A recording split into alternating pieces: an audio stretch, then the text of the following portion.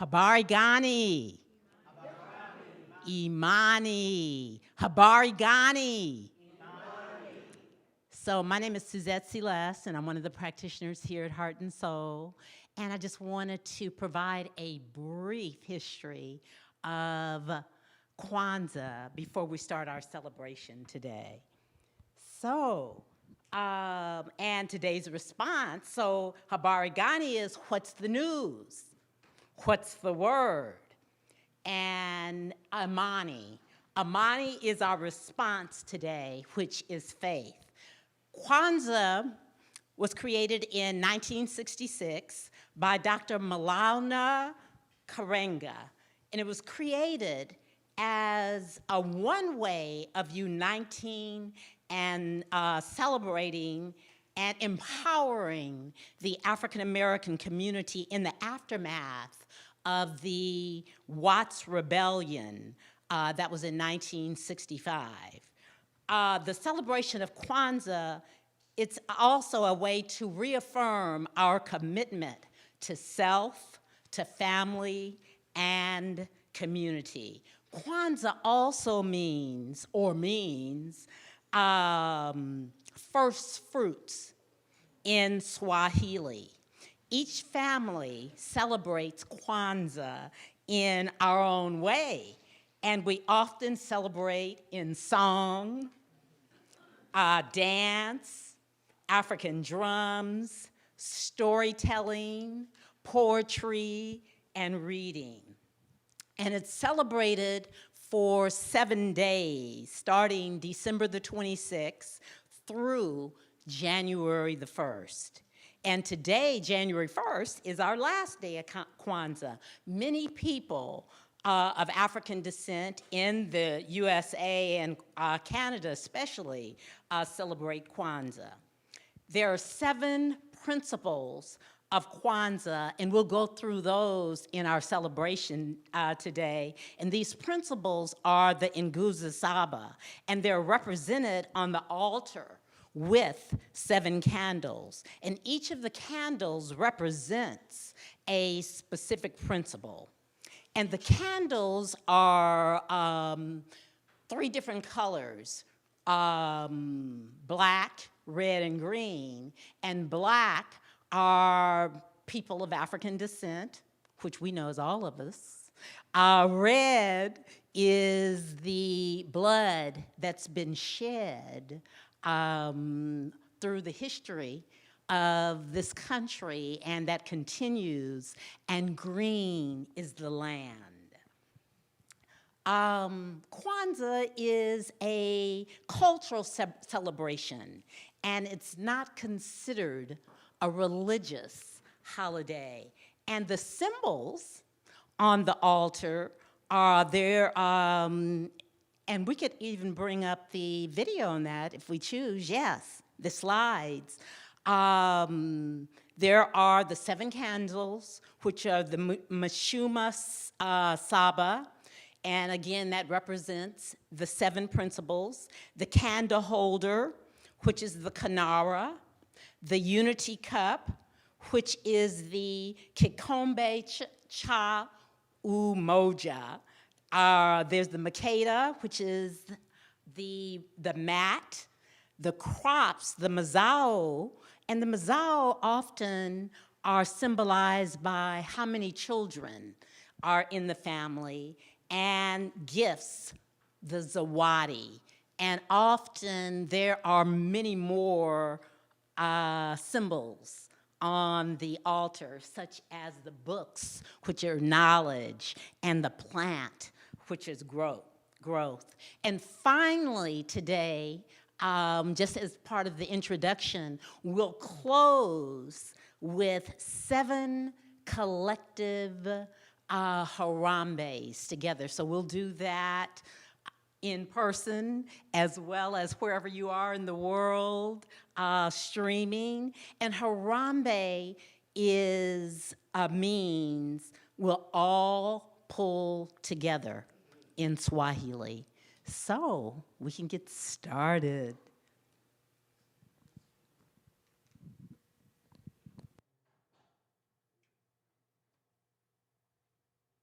Hello, family. My name is Amelia Blake.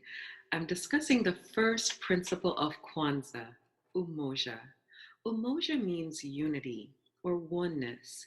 The way that I activate this principle in my life is through the practice of meditation. Through meditation, it's a reminder of our connection with the one, with the divine source that exists within each and every one of us. Through that practice, through that art of stillness and reminder, I often find that it's easier to then create unity within the family, within our community, and within the greater world. My wish for everyone would be to know this divine unity of the trueness of their connection to Source, the one that unifies us all. Happy Kwanzaa!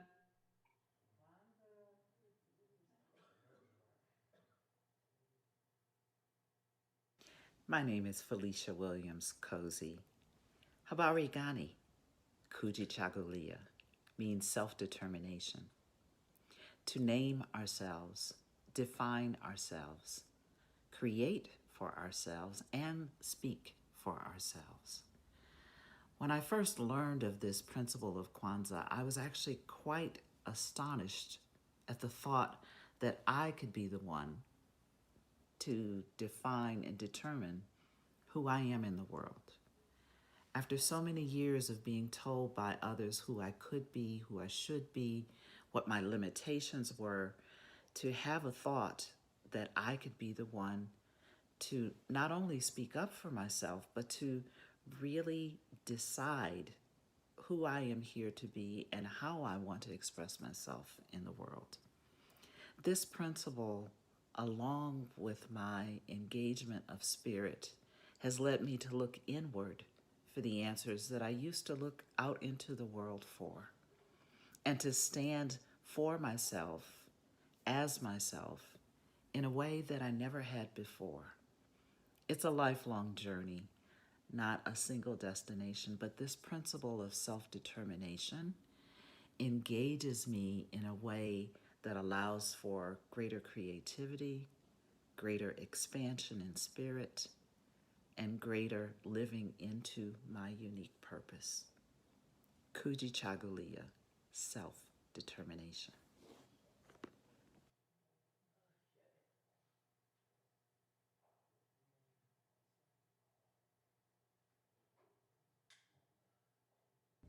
Habarigani, Ujima, the third principle of Kwanzaa. On the third day, you light the green candle. Ujima means collective work and responsibility. My name is Kiki, and I embody this principle year-round because I work collectively in my community, which includes Heart and Soul, and my family. Collective work and responsibility. Ujima.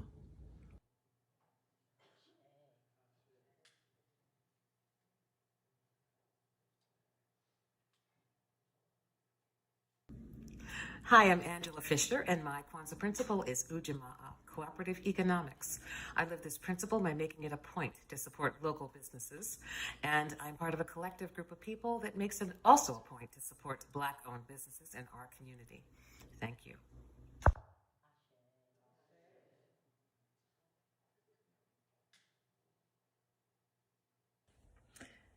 Greetings, family. My name is Valerie Joi Fiddmont, and the Kwanzaa principle that I have the honor of sharing today is Nia, purpose, to make our collective vocation the building and developing of our community in order to restore our people to our traditional greatness. I do my best to practice this principle in my daily living because I believe that it is imperative for our evolution as a people and for our planet. The building and developing of our community can't happen unless we work together, and I will endeavor to do my part for the rest of my life.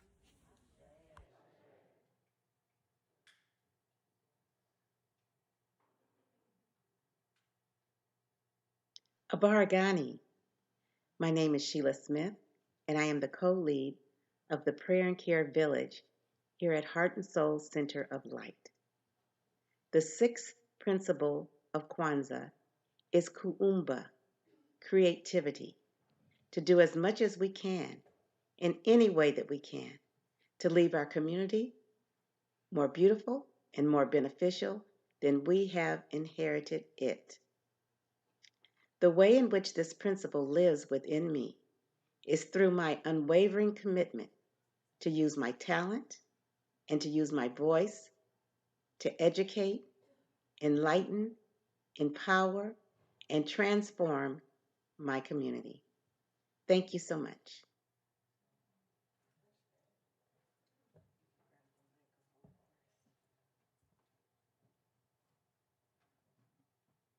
Good morning, Heart and Soul. I'm Damali Robertson. I'm a member of the Board of Trustees and and a practitioner studies student. So, Habaragani, Heart and Soul. I'm going to share a short story about today's principle, which is Imani, or faith. Back in the day, I saw faith as the evidence of God's goodness when good things happened. Let me give you a couple examples.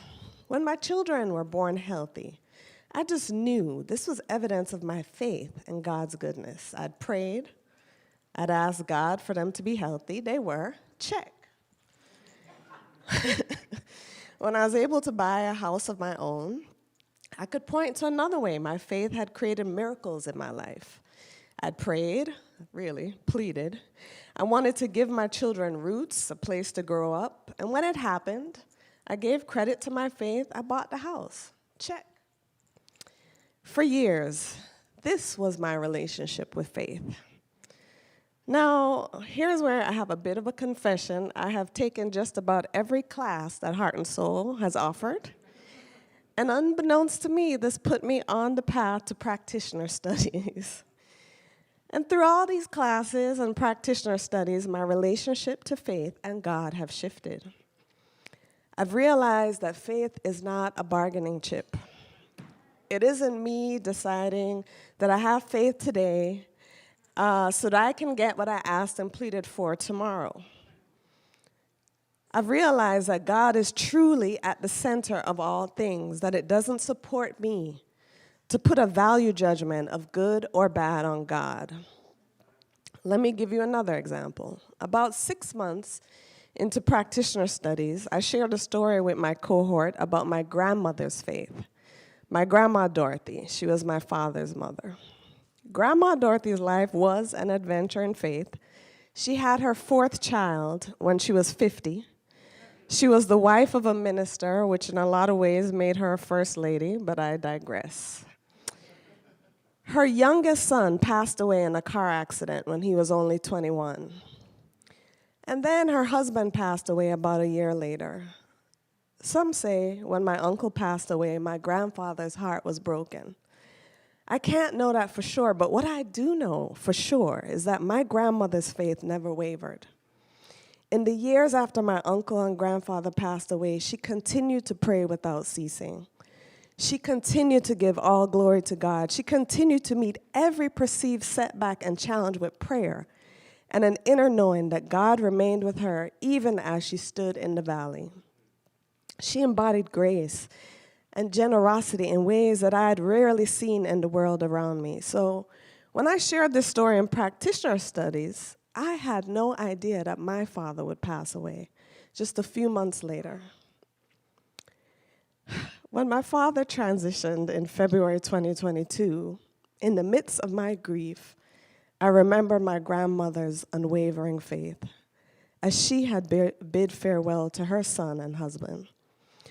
And I knew it was my turn to live a life of faith that wasn't contingent upon getting everything I told God I wanted. That God's love isn't a place for me to bargain. Instead, I knew it was my turn to trust God's plan for my life and for my father's life, knowing with complete faith that there is some universal plan at work that is always loving and life-giving and kind. I stand here today on this final day of Kwanzaa, celebrating Imani as an embodied life principle, knowing that every moment and every experience in my life is God at work, and knowing that the faith that walks with me on this journey is about trusting God, trusting life, and trusting myself. May your life be filled with faith today and always. Thank you, heart and soul.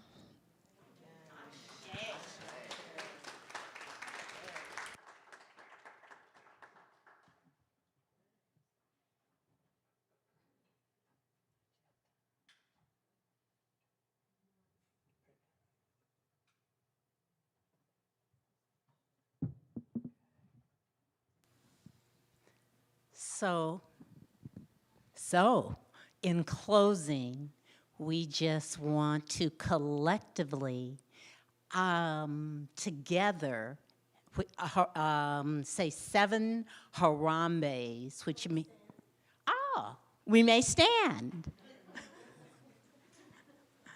Thank you. Let's stand and say 7 harambes together that we're pulling together.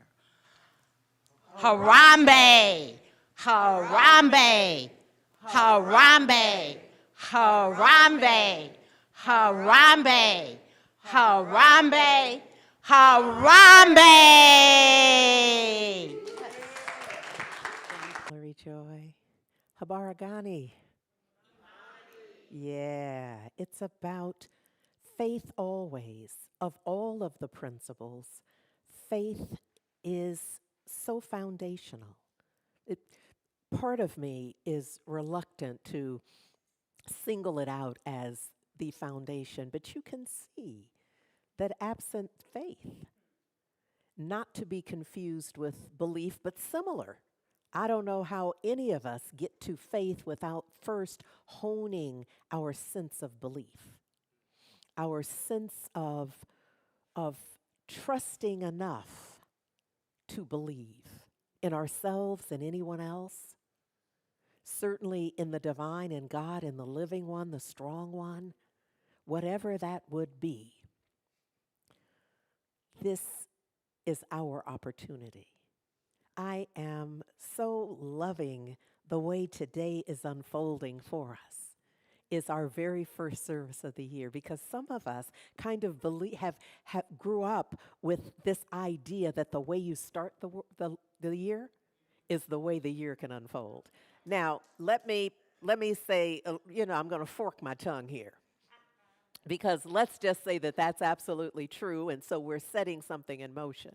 But if that were true, that would mean that we did not have free will. However you started the year would be just how the year would unfold. But at any point, we have an opportunity to choose again. So the beautiful thing is that we're choosing right now. The beautiful thing is that we're setting something in motion. We have an idea. Now, there's a part of me, I am so grateful for the way that we began our service today with our Kwanzaa celebration and the music and just all of the folks. I thought that that thank you slide wasn't up there nearly long enough so that y'all could give true appreciation for all that was poured into this. But for this service, there's a part of me that feels like we ought to just have a photo of Damali, and every now and then that would come, we'd flash on that, and that would be the unfolding of the message. You understand what I'm saying? That I would just like point at that, and you go, oh yeah, and then I'd say a little more, and then I'd point at that again. You go, oh yeah, you see what I'm saying? So the picture isn't there, but we are honing our imagination. Yes. I hate that in the slide deck that I don't hate it. I feel like it's a little missed opportunity. I don't want to overspeak it, that I didn't include that slide that reminds us about our ability, our capacity to see, to hear, to sense, to feel, and to use our imagination, because that's what's required. So we have now officially launched 2023. Last night, we celebrated New Year's Eve, and some of us did some work with letting go of 2020, blessing it, not just tossing it to the side, kicking it to the curb, but blessing it, giving thanks, and then releasing it. Because we cannot take 2022 into 2023. If so, you're not living 2023. You're not living in the infinite possibility. And every year, what unfolds for us, pardon me, is an opportunity for us to see ourselves more clearly, to see ourselves in an expanded capacity, to know something more about the divinity that we are. So this year, looky here. This year, we are still on an adventure in faith. I know none of y'all are. I warned you, yes. I predicted that we would continue on an adventure in faith. Why? Because we's really on an adventure in faith. For real. But look, this year, we are introducing our 2023 theme, which is trusting divine guidance. Why? Because we gotta. Because we gotta. It is time for us to consciously and intentionally set our course as one in which we are trusting divine guidance. I love that our ecclesiastical team, Reverend Jack and Reverend Angelo and I, chose this after I remember that day that we were just working it out and what would it be and choosing the daily read as well. And this notion of trusting divine guidance. My knees kind of get a little weak with this. Just there's this sense of if we were to set our compass, so to speak, set our GPS, y'all would understand that a little better. Set our intention very clearly to trust, to live this year. Don't worry about the next year. We've let go of last year. So all we have is this now opportunity. And we're setting an intention to trust divine guidance.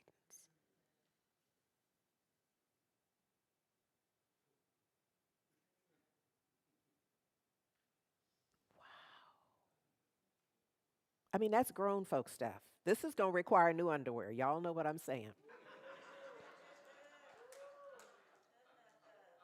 Because this is going to require that you really step up. Trusting divine guidance.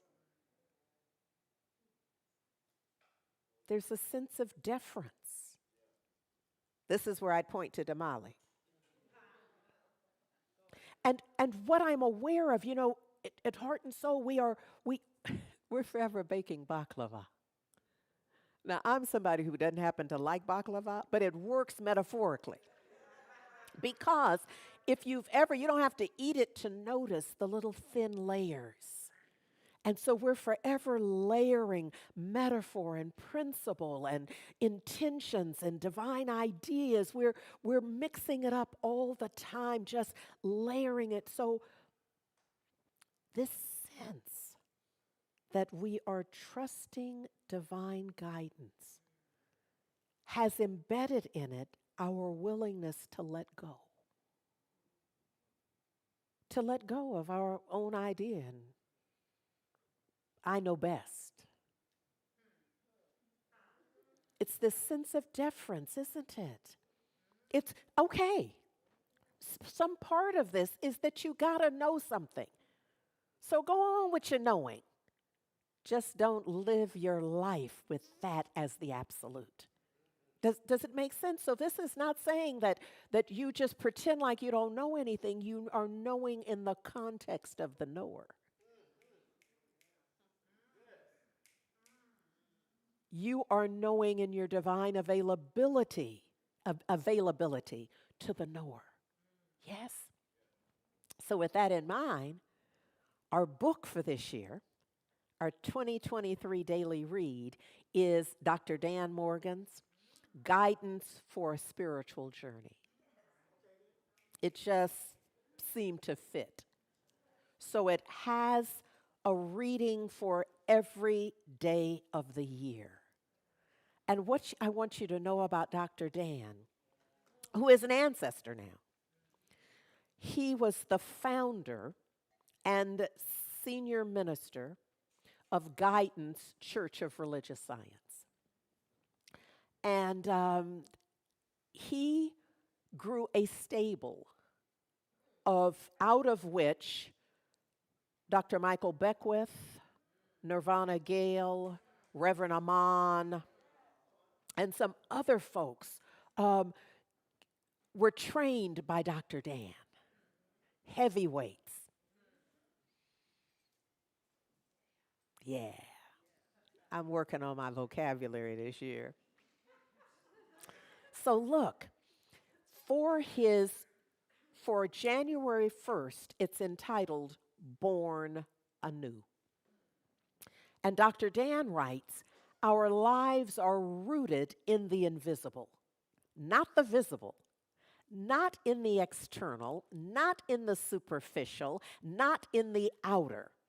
It's only when we become totally and completely lost in the power of truth, love, and wisdom. Then in the M-dash, he not done. I had to reread this a few times because that sounded pretty complete at first. But then he says that that's truth, life, love, and joy.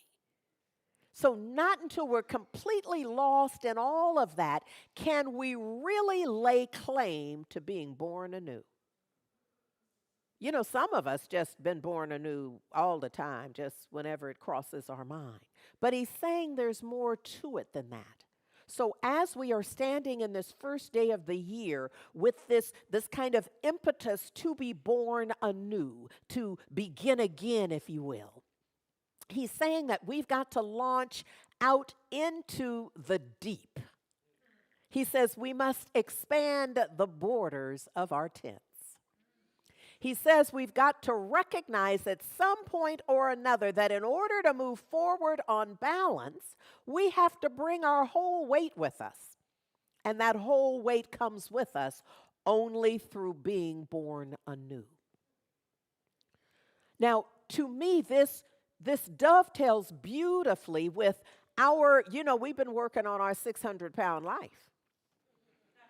We've been working, first of all, on acknowledging that we're dragging around the 600 pounds of all the stuff our guilt, our shame. And shame by itself weighs 600 pounds. Because shame is not just regret or a sense of guilt. Shame, when we feel shame, we have judged ourselves as unworthy to be.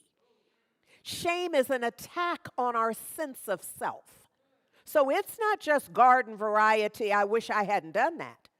When we feel shame, we are eroding the very sense of who we are and who we are willing to acknowledge ourselves as being. So where Dr. Dan is saying we have to bring our whole weight with us, he's not talking about dragging that 600 pounds. He's saying bring your authentic self. So our work is we've been letting go, we've been acknowledging that we're dragging around much more than we need. It may have served its purpose. It probably got our attention in a way that 200 pounds would not have. Some of y'all understand what I'm saying here. And so we can bless it. So it's not all regret. How did I let myself get? However that happened, we're going to bless it. And we're letting it go. Yes. In a way, he's giving us the language now to be born anew. To not drag that around, to not feel like, remember the axiom?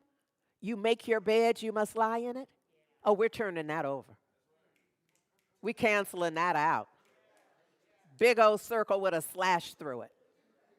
We buy a new bed. We're not scared of that bed. What? We made the bed, and then we look back, we like, I ain't getting in that bed. This is an awakening, isn't it? But some of us grew up where you just like, oh, okay, let me get in that bed. You just suffer. And somebody would say, well, why do you keep getting in it? And you're like, well, I have to, don't I? Okay, come on, be heart and soul. Do I have to get in the bed just because I made it? No. You can put that bed on eBay. Somebody would love that bed, because often the folks who are like, why wouldn't you get in it? You'd be like, would you like to have the bed? Be like, yes, come get the bed. Because as for me and my house, we're not getting in that bed.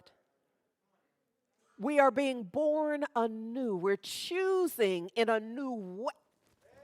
We're choosing in a new way, from a new place, with a new understanding. Yes. Oh, so then he goes on to say, see, he wasn't done. Yeah, we're going to need tutors with this book. We're going to set up little after-school tutoring sessions to read Dr. Dan. I see it now. So he goes on to say, being born anew is being, not becoming. This being born anew is not a thing that's going to happen to you. He's calling us into the being this right now. Now, you don't have to see, this is why we are trusting divine guidance. I'm speaking to the people who right now are thinking, now, how am I going to do that? You're trusting divine guidance, remember? So you're not looking for answers about how you're going to do it outside of yourself. You are trusting and knowing that this thing, this being born again, is a being, not a becoming. It's present, it's not future. It is, I love this, possession, not expectancy. He's saying you had it all the time. You sought, as in seek and ye shall find, and you found it. It's just that you're still looking. You don't believe you got it.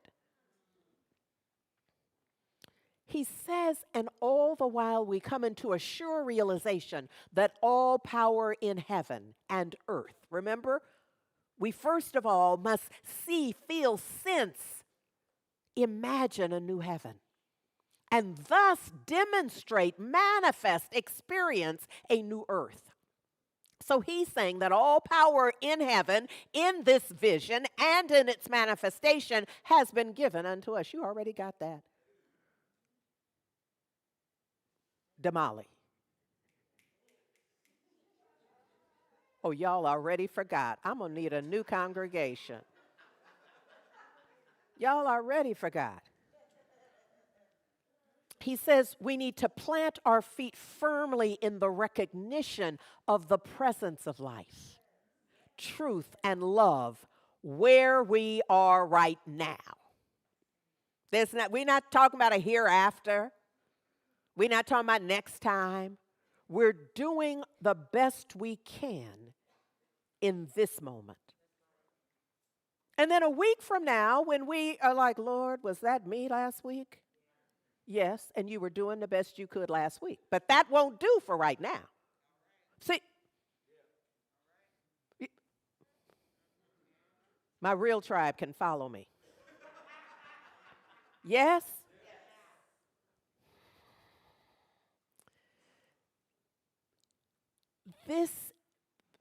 This being born anew for us, heart and soul, this trusting divine guidance is revealed. And see, I love that our focus is on oneness. Can you see the baklava? Can you see how we're layering this thing right here? Yes. And the idea is that no matter where we go, we're in the right place.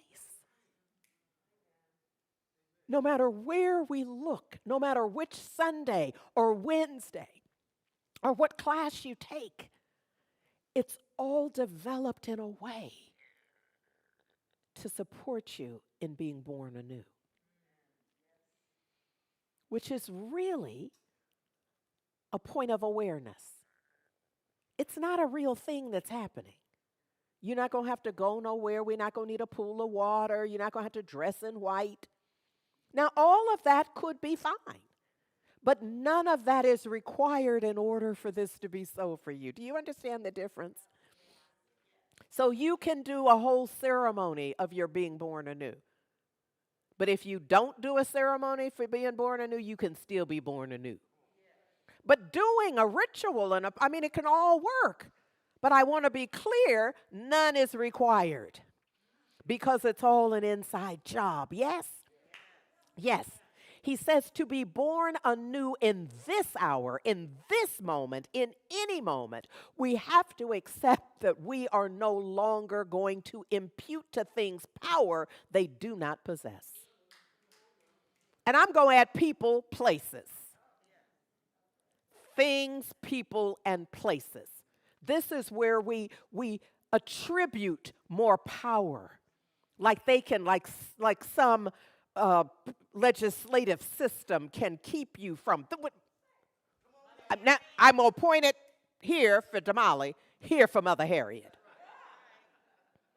And do you understand that that's code, don't you? Mother Harriet is code for I'm free no matter what you think I am. It's code for there are no laws that supersede my inner awareness that I am already free.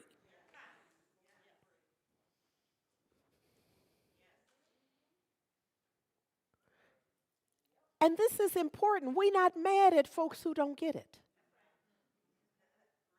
For the people who, if there's somebody in your life who doesn't know they're free and they have a whole system and way of thinking that holds them in another space, you being born anew, you all right with that now. Because that's not for you. What often looks very different about at the core of what we believe and endeavor to practice and what we often see in the world is if you believe that somebody must give others salvation, then you're going to feel like folks need to be fixed. It will require that somebody save them. We don't believe that. In the collective, we believe there's nothing to save. Child of the divine? The all in all happening right here. If God is, I am. What's the fix for you? Now you're on the inside of you, so you know you got some work to do. And we know you got work to do because you're still here. But we don't know your work, and your work is not our responsibility. We're not here to tell you what your work is. We're not here to save you because there's nothing to save you from. No saving required.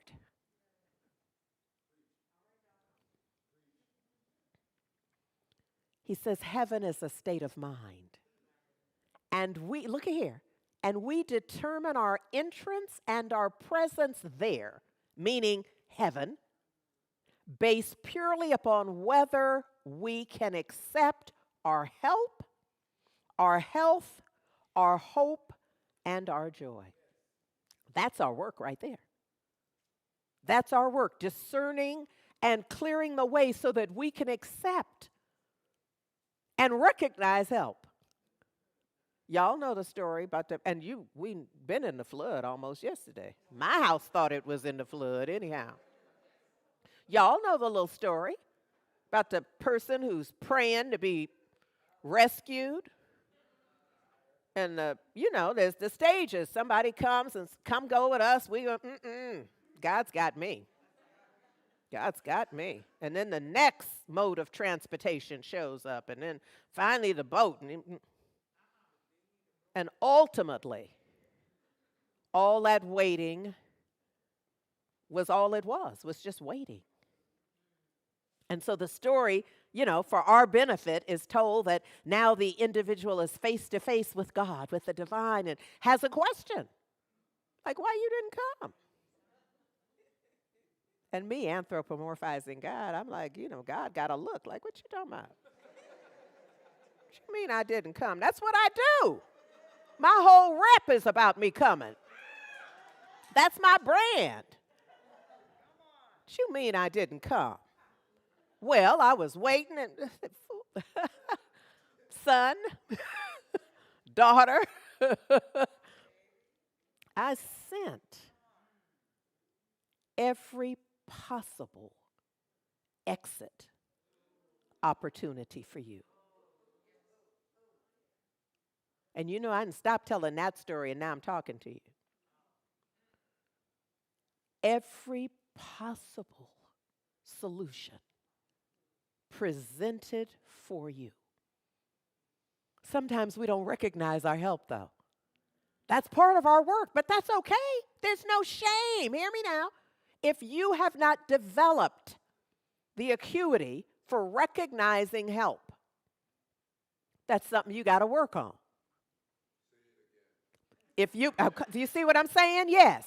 If you have not yet, if you're not an adept, if you can't recognize that that person is there to support you, that that situation is happening to get your attention, that that refusal, that denial is in support of your expansion. If you cannot yet recognize it, that's okay, you got time. But make sure some of your time is dedicated to learning how to recognize your help, your good, your support. Because it often comes, it looks disguised to us. It never comes with a name tag that says, I'm here to help. Never. It looks like probably getting fired. Looks like being threatened with eviction. Looks like a done notice. But you want to be adept at recognizing what it really is. Yes? Ooh. Okay, so look. Look at here. Lord. Okay, tell you what we're going to do. Yeah,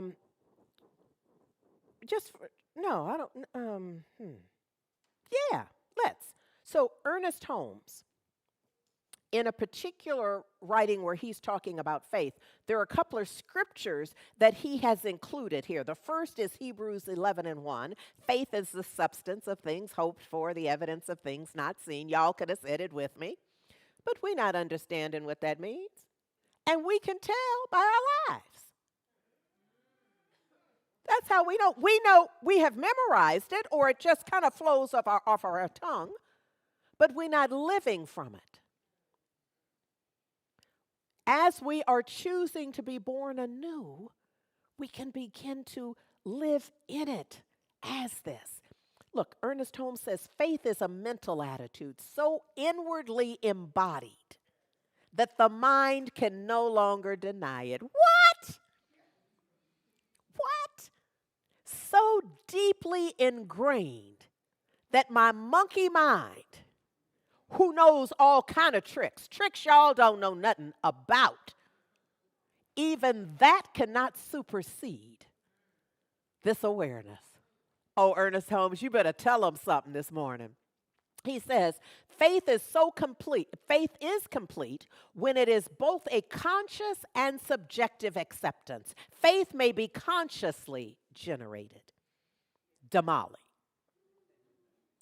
In spiritual terminology, faith means a belief in the presence of an invisible principle and law which directly and specifically responds to us. But then he turned it out for me, because then he quotes Mark 5:34.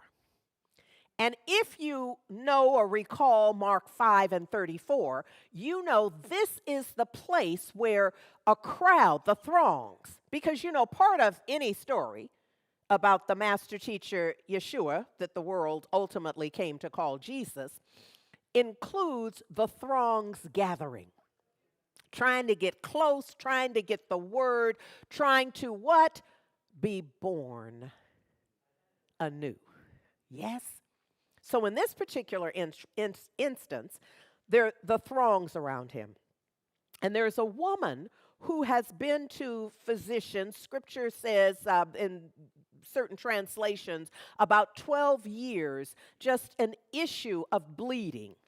And the physicians did not know. Well, you know, if somebody's been dealing with something for 12 years, you know. And in this case, it's acknowledged that she's been to physicians. And so often when you talk to people who've had that experience, they have felt abused.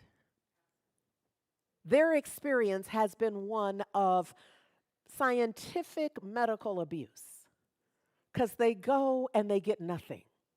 Nothing that helps. And maybe they don't even get callbacks because they don't know what to do. So they take the test and they do the thing and they say, we'll be in touch, but then they don't know what to do and they're not in touch. So they go through the things. And so I'm imagining that sister has been through that. But sister comes to this gathering where the master teacher is and just says, oh, I don't have to get up in there. I don't have to talk to him. I don't need a meeting. I'm not going to require an appointment. If I can just touch the hem.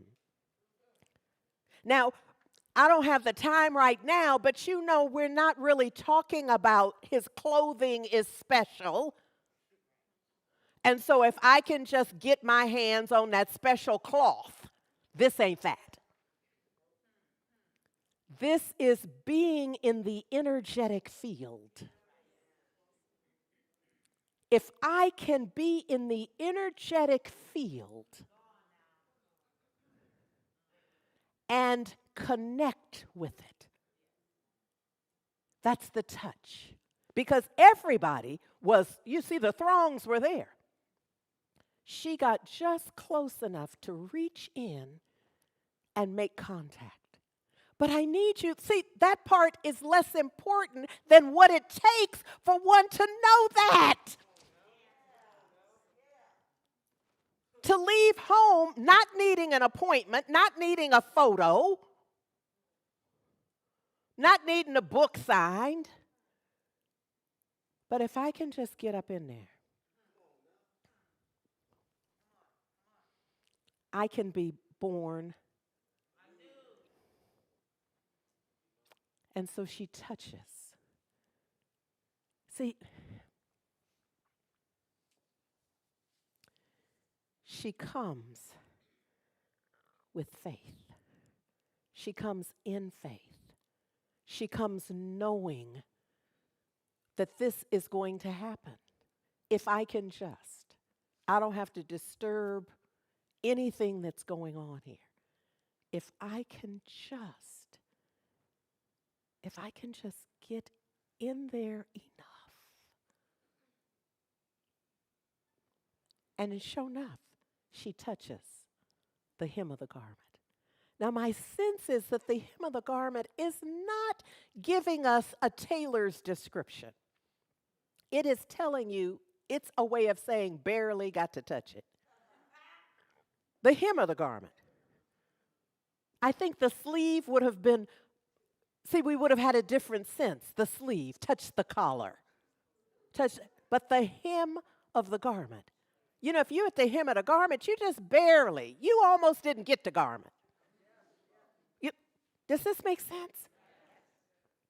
And she about to go on, she's just like, okay, whew. And then the master teacher, though, see, this is why. But first of all, I got to tell you, Scripture begins with a certain woman. And I told you. I already told you that anytime it's a certain man, certain woman, it requires a certain consciousness. It's a certain makeup. This couldn't happen to just anybody. You got to come with an awareness. Yes. All right, so she has touched just the hem of the garment. She hadn't barely made contact.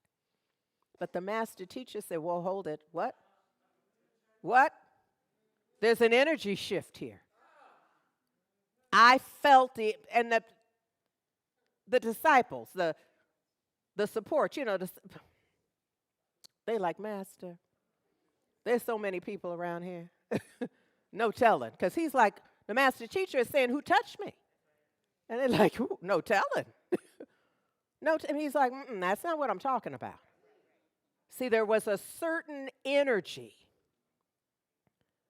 Now, he had a certain energy, but there's no way to have the level of faith that she brought and have that not be an energetic center. The trained eye could see her coming. Y'all have been in the presence of folks. You went in elementary school. You knew then that one was going to do something. And it wasn't because they were standing there saying, I'm going to do something. Their presence told you that that one was going to be. Now, whether they ever got to be or not is not the point. It's that you too have been reading energy most of your life. The problem is not very accurately. But this is a story about energy. So she brought a certain energetic field, which connected with a certain energetic field, and there was no way for the two of them not to have an exchange. But none of this is physical. We don't even, look at here. And we know this because as the master teacher has asked, so who touched me? Who touched my garment? Who touched my energetic field? Not who pulled on my robe. Who connected with my energetic field? The disciples don't even understand the question. But the sister,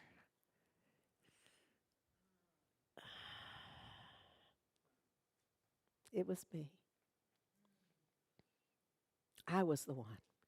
You see, what had happened was that for 12 years, and I knew that if I could just, and the master teacher says, by your faith, that energy right there, that energy that you brought up in here, that knowing, that faith that Damali was talking about, that Imani represents for us as a part of the Nguzo Saba. That's what makes you whole. So see, you're whole before you ever get to the physician. You're whole before you get to the clinic. You're whole, but you got to know it. You got to know it. Ooh, so apparently this is going to have two parts. And I think I'm going to just declare that this is, look, in order for us to do what we're intending to accomplish in 2023, which is to be born anew, if there's any saving, to save ourselves. You understand what I'm saying? To transform ourselves so completely in the direction. See, this is where I fork my tongue. Because it is in, quote, saving ourselves that humanity is saved. It's in changing our minds, in changing our behaviors, in transforming the way we think, the way we communicate, the way we connect, the way we fill in the blank. So look, when I saw this, I thought, oh, this is for us. This is set up specifically for us. And that's that Science of Mind magazine, a monthly publication of decades, been around decades. Well, I've written for them for a decade myself. So I'm trying to think, at least from I don't remember when it first was published, but whenever it was, it's a good idea. So look, here's an opportunity. They are offering this special so that it's $2.50 per issue. Now, the benefit of this, and this is why I brought it, because I thought, oh my goodness, this makes it very affordable. So, in addition to our daily read with Dr. Dan, the Science of Mind magazine, in addition to the various articles, it also has daily reads. Can y'all see what I'm up to? The more you can dip the fabric in the dye, the more saturated it becomes. Now, you could alternately, or another alternative could be that you could just binge watch something on Netflix. I ain't mad. There's some stuff to binge watch. You could just, you don't even have to watch it. You can just veg out. Or you can be born anew. And you can have something. Now, that doesn't mean you don't have your Netflix and and it doesn't mean you, but it means you have set aside some time to focus your attention and transform your thinking. So, there's the magazine. You can order it on at www.scienceofmind.com/subscribe. And that's a nice deal. And, well, I have a column in there too. So you get the column, you get whatever's in it is what you get. But look, the idea right now or the question, are we ready for our new life to begin? That's the question. Now, it's not a forced choice. I seldom ask questions where I am trying to manipulate your response.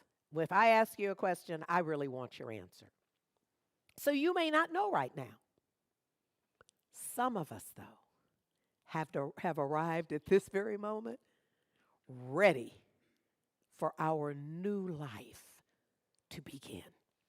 And I want to close as I move into our closing prayer that Dr. Dan, in this first reading for today, Born Anew, he quotes Thomas Troward as saying, if we would have life enter into us, we ourselves must enter into life, enter into the spirit of it, just as we must enter into the spirit of a book or a game to enjoy it.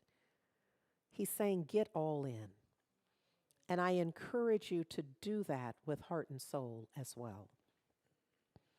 Dr. Dan offers us this closing affirmation. Today, I remember that one simply cannot afford to worry about anything under any kind of condition whatsoever. I know the truth. I commence this day by declaring, I am, and I'm going to ask you to repeat after me, I am divinely guided. To put the necessary emphasis in my life on the good, affirmative, and worthwhile things. Now is the appointed time for me to feel the divine guidance in me, helping me, directing me every day in my body, mind, and soul. Oh, how good and very good it is to know this truth, to declare it together, to imbue it, to take it in, to eat it, as Scripture says, to make it a part of who we are and how we are, that transforms our awareness of whose we are. Oh, I am so grateful for this first day of the year fresh, new, and unused, available for each and every one of us to form it into the launching pad that is perfect for our individual life experience. Oh, I'm grateful for everyone's participation, for Suzette Celeste, who facilitated our explanation and introduction and overview of Kwanzaa and the altar, and for each of the individuals who gave voice to each one of the 7 principles. I especially lift up Damali, who gave us a beautiful personal share about faith. Her faith, our faith. Oh, I'm so very grateful for all the hands and hearts who poured into today's service. Grateful. I lift up Paul Daniels, the songwriter for I'm Ready, who just gifted that, prepared that for Heart and Soul. Oh, I'm just giving thanks. Giving thanks for the way it all has come together. This is this safe place, this cocoon out of which each and every one of us can choose to be born anew. Oh, it is with divine anticipation and expectation that I look forward to being born anew myself, that I look forward to seeing the new birth, the new manifestation, the new heaven, the new earth. Oh, I know that something quite magnificent is unfolding in this very moment. That there's a shift and a change, an opportunity for shift and change and divine transformation. And for this too, I am grateful. Grateful for the presence of health and well-being. Grateful for the healing of relationships. Grateful for prosperity and abundance of all things good. Grateful for the opportunity for each of us to contribute our creative self-expression. Grateful for the way that life is unfolding in this very moment. Grateful for the way that we are all coming together. Grateful for those gathered right now, for the divine energetic that we are, and for the way that this is blessing the planet even now. Oh, I just give thanks. It is an absolute perfect gratitude that I simply release this word into the perfect activity of law, that I accept it as so, that I know that it's done, that I know that this word cannot possibly return to me void. Can't possibly.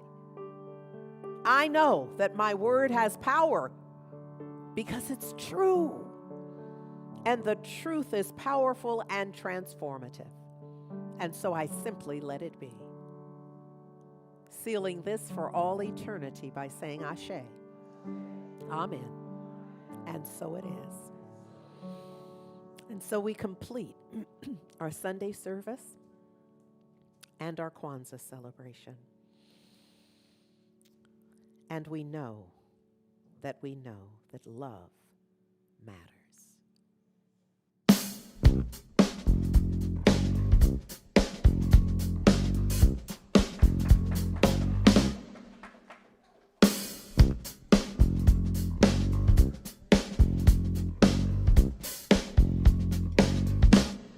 Love